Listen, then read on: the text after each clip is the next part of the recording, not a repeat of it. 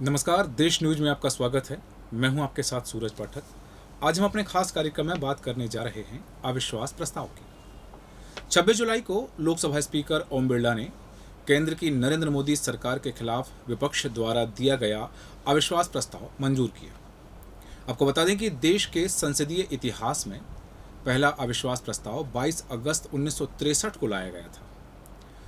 प्रस्ताव लाने वाले थे प्रजा सोशलिस्ट पार्टी के आचार्य जेबी कृपलानी। आचार्य कृपलानी ने तब कहा था कि मैं बड़े दुखी मन से उस सरकार के खिलाफ ये प्रस्ताव ला रहा हूं जिसमें मेरे 30 साल के साथी और अभिन्न मित्र शामिल हैं, लेकिन मैं अपने कर्तव्यों से बंधा हुआ हूं और सरकार की गलतियों को ऐसे ही छोड़ नहीं सकता। तब तत्कालीन प्रधानमंत्री पंडित जवाहरलाल नेहरू ने कहा था कि ऐसे प्रस्ताव लोकसभा में आते रहना चाहिए ताकि सांसद सरकार के खिलाफ खुलकर बोल सकें और सरकार को आईना दिखा सकें, अपने क्षेत्र की समस्या रख सकें, खासकर तब जब यह पता हो कि बहुमत की सरकार इसमें हारने वाली नहीं है। इस बार भी यही हुआ। 10 अगस्त को सदन में अविश्वास प्रस्ताव गिर गया। लोकसभा में गिरा INDIA का अविश्वास प्रस्ताव। अविश्वास प्रस्ताव के बहाने मोदी ने साधा निशाना। प्रधानमंत्री ने जताया जनता का आभार। विपक्ष को पानी पी पी कर कोसा।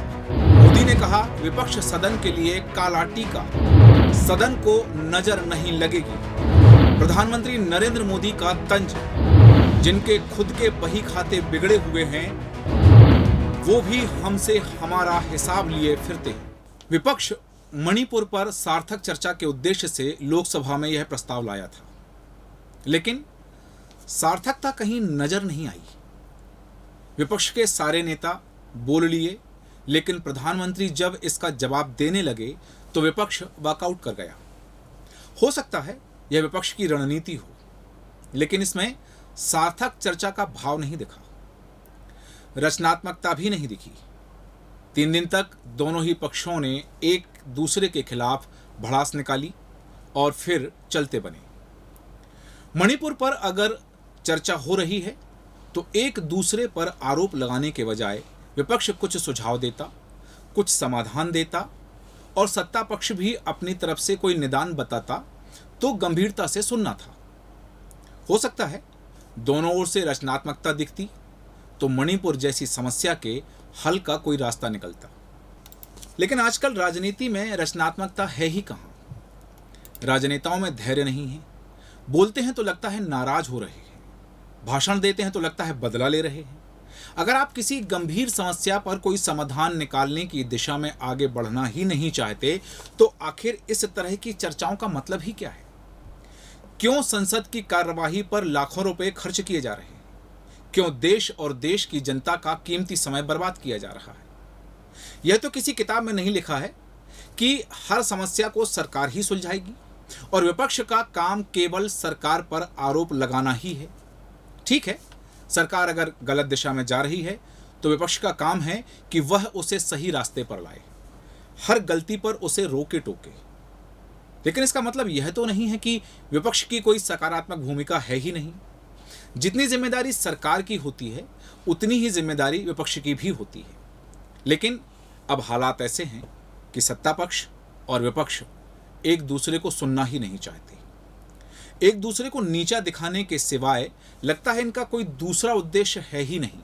अविश्वास प्रस्ताव पर 3 दिन तक जारी बहस के बाद वह समय भी आया जब प्रधानमंत्री नरेंद्र मोदी ने अविश्वास प्रस्ताव पर अपना भाषण शुरू किया। उन्होंने कहा कि देश की जनता ने हमारी सरकार के प्रति बार बार जो विश्वास जताया है, मैं आज देश के कोटि कोटि नागरिकों का आभार व्यक्त करने के लिए उपस्थित हूँ। कहते हैं भगवान बहुत दयालु है और भगवान की मर्जी होती है कि वो किसी न किसी माध्यम से अपनी इच्छा की पूर्ति करता है, किसी न किसी को माध्यम बनाता है। मैं इसे भगवान का आशीर्वाद मानता हूँ कि ईश्वर ने विपक्ष को सुझाया और वो अविश्वास प्रस्ताव लेकर आए। प्रधानमंत्री नरेंद्र मोदी ने कहा कि 2018 में भी ये ईश्वर का ही आदेश था जब विपक्ष के साथी अविश्वास प्रस्ताव लेकर आए।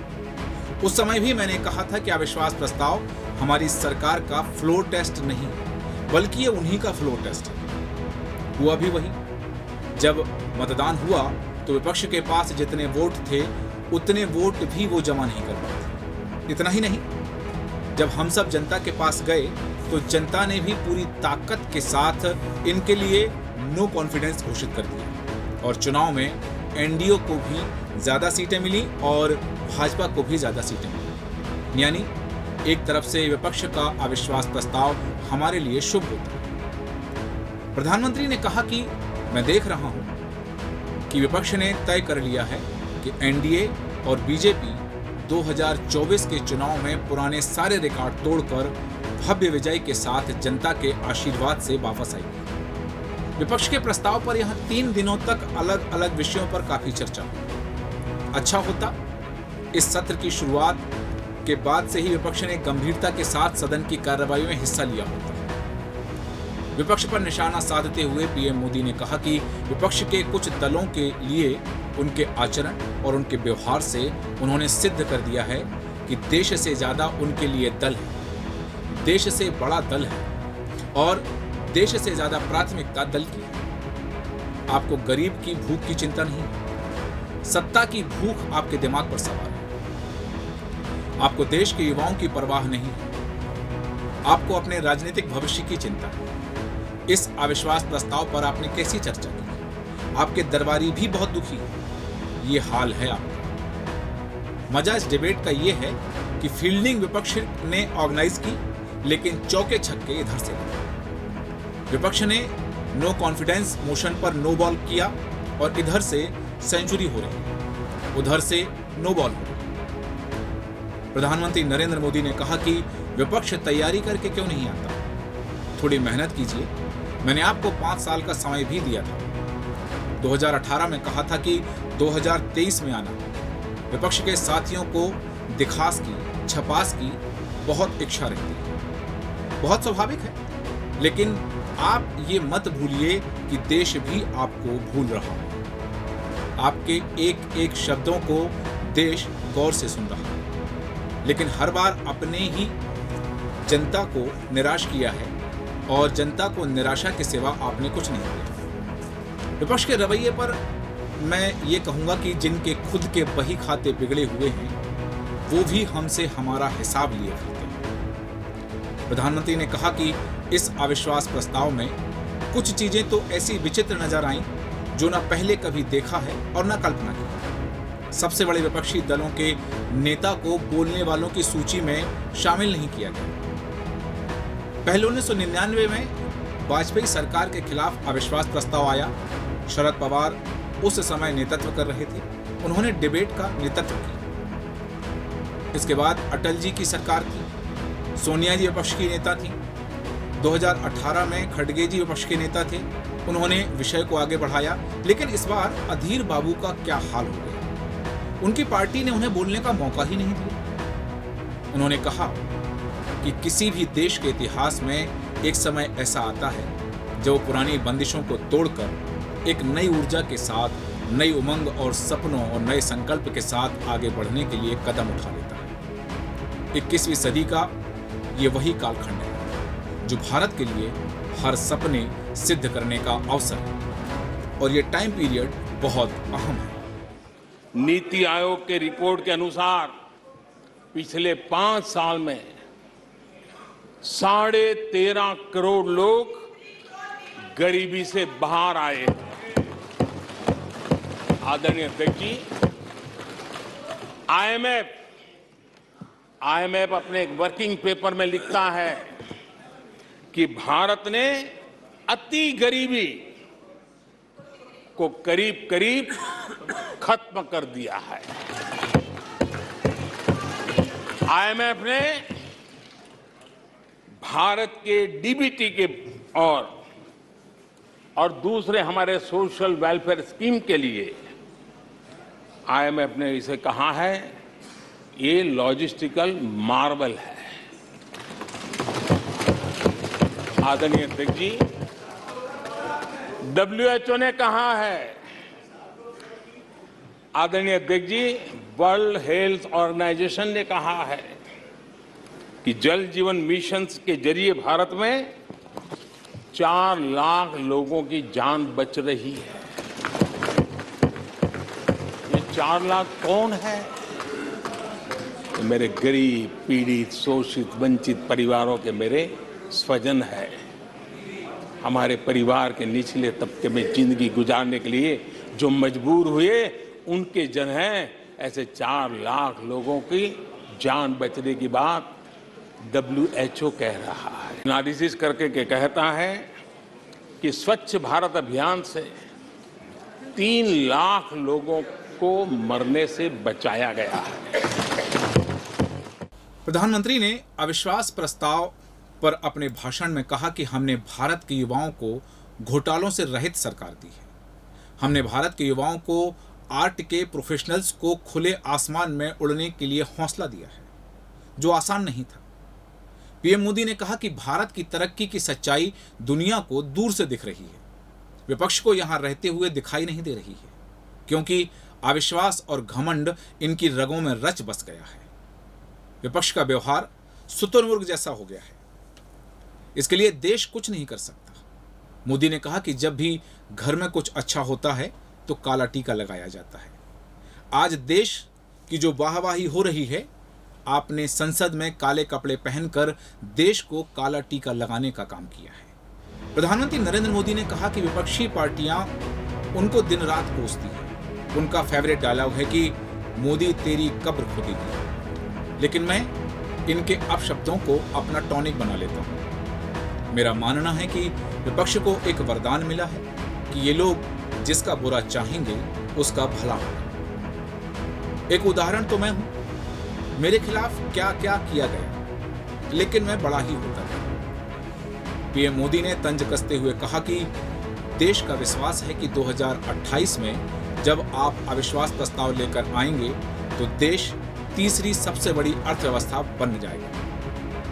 हमारी सरकार जो भी योजना लाई उसका कांग्रेस और सहयोगी पार्टियों ने मजाक उड़ाया। कांग्रेस और उसकी सहयोगी पार्टियों को भारत और उसके सामर्थ्य पर कभी भरोसा नहीं रहा। जैसे पाकिस्तान सीमा पर हमला करता था, आतंकवादी भेजता था और सब करके मुकर जाता था। कांग्रेस को पाकिस्तान से ऐसा प्रेम था कि उसकी बात पर भरोसा हो जाता था। कांग्रेस को कश्मीर के आम लोगों पर नहीं, हुर्रियत पर विश्वास था। भारत ने आतंकवाद पर सर्जिकल और एयर स्ट्राइक, लेकिन इनको भारत की सेना नहीं, दुश्मन के दावों पर भरोसा था। आज कोई भी भारत के लिए अपशब्द बोलता है तो इनको उस पर तुरंत विश्वास हो जाता है। इनको भारत को बदनाम करने में मजा आता है। देश को भारत की कोरोना वैक्सीन पर विश्वास था, लेकिन इनको नहीं था। अब देश की जनता को कांग्रेस में अविश्वास है। उन्होंने कहा कि कांग्रेस की पहचान से जुड़ी कोई चीज उनकी अपनी नहीं। चुनाव चिन्ह से लेकर विचारों तक सब कुछ कांग्रेस अपना होने का दावा तो करती है, लेकिन वो किसी और से लिया हुआ है। अपनी कमियों को ढकने के लिए चुनाव चिन्ह और विचारों को भी चुरा लिया। फिर भी जो बदलाव हुए हैं उसमें पार्टी का घमंड ही दिखता है। ये भी दिखता है कि 2014 से वो किस तरह के डिनाइल के मोड में है। ये देश में परिवारवाद की राजनीति का सबसे बड़ा प्रतिबिंब है।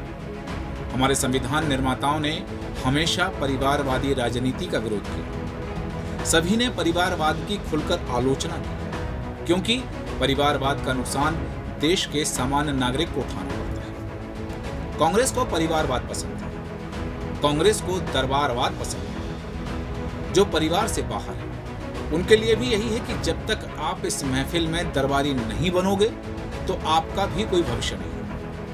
प्रधानमंत्री नरेंद्र मोदी ने इसके बाद मणिपुर पर भी बात की। उन्होंने कहा कि अगर विपक्ष ने गृह मंत्री की चर्चा में सहमति जताई होती तो लंबी चर्चा हो सकती थी। विपक्षी पार्टियां अविश्वास प्रस्ताव पर सभी विषयों पर बोली। हमारा भी दायित्व बनता है कि देश के विश्वास को प्रकट करें और सब चीजों के बारे में बताएं।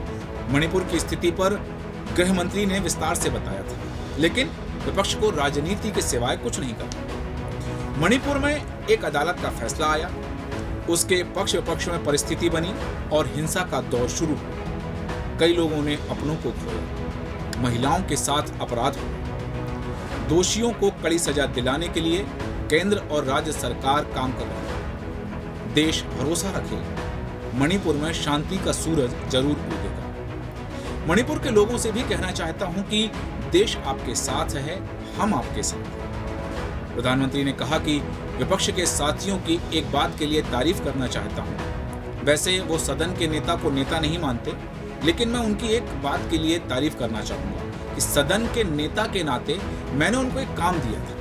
मैंने कहा था कि 2023 में अविश्वास प्रस्ताव लेकर आओ। वो लोग लेकर आए, उन्होंने मेरी बात मानी। लेकिन मुझे दुख इस बात का है कि उनकी 5 साल की जो मेहनत थी, उनको मेहनत के लिए 5 साल मिले थे। थोड़ा और अच्छी मेहनत करते, थोड़ी तैयारी और करते, वे मुद्दे नहीं खोज पाए। देश को उन्होंने निराश किया। 2028 में फिर कोशिश कीजिए। जब 2028 में प्रस्ताव लेकर आए तो तैयारी करके आए। ऐसे घिसी पिटी बातें लेकर मत आना। देश को लगे कि कम से कम आप विपक्ष के योग्य तो हो, ऐसा ना लगे कि आपने अपनी वह योग्यता भी खो दी। अध्यक्ष जी, मैं हमारे विपक्ष के साथियों से यही कहूंगा कि आप तैयारी करके क्यों नहीं आते जी? थोड़ी मेहनत कीजिए। और मैं 5 साल दिया आपको मेहनत करने के लिए। 18 में कहा था कि 23 में आप आना, जरूर आना। 5 साल भी नहीं कर पाए आप लोग। क्या हाल है आप लोगों का, क्या दारिद्र्य है। मौका था सदन में अविश्वास प्रस्ताव पर विपक्ष के सवालों के जवाब देने का। प्रधानमंत्री नरेंद्र मोदी ने 2024 के लोकसभा चुनाव का खाका ही खींच दिया। आम भाषा में कहें तो प्रधानमंत्री नरेंद्र मोदी ने विपक्ष को पानी पी पी कर कोसा है। जहां विपक्ष का काम होता है सरकार की खामियां बताना, लेकिन सदन में सरकार ने विपक्ष की खामियां गिना दी। प्रधानमंत्री नरेंद्र मोदी ने सदन में दिए अपने भाषण से स्पष्ट कर दिया कि भारतीय जनता पार्टी 2024 के चुनाव में बहुमत से जीतकर सरकार बनाने के लिए आश्वस्त है। ऐसे में विपक्ष की ओर से चुनाव से पहले किए जाने वाले हमलों की धार प्रधानमंत्री ने कम कर दी है। विपक्ष जिन मुद्दों पर सरकार को घेरने के मंसूबे बनाकर बैठा था, प्रधानमंत्री ने विपक्ष के मंसूबों की हवा निकाल दी है। अब देखना होगा कि विपक्ष अपनी चुनावी तैयारियों की धार तेज करने में कितना सफल हो पाता है, और क्या 2024 के लोकसभा चुनाव में मुकाबला एक तरफा होने वाला है, या फिर विपक्ष एनडीए को कड़ी चुनौती देने के लिए कोई और रणनीति अपनाएगा। हमारे आज के खास कार्यक्रम में इतना ही। आप बने रहें देश न्यूज के साथ। नमस्कार।